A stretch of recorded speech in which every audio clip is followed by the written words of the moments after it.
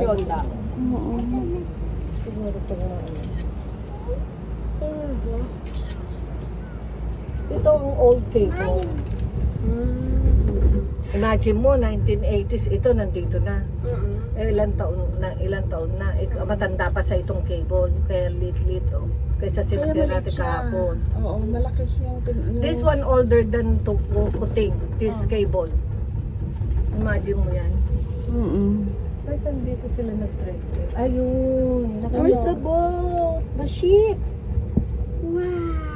Yung private, ayun, narating ko na rin yung island na yan. Oh. Ito hindi pa private, ano to, private yacht ko eh. Pero Ano libre rin yung- yan sakay ng boat. Oh? Dito. Pag residente? No, even public. Tignan mo ang gaganda ng beach, hindi ba? Tignan mo yung mga beach dito, oh. Pwede tayo mag-barbecue dyan, mag-swimming. Oo. Galing. Sa taas tayo eh. Wow! Pababa na tayo! Oo.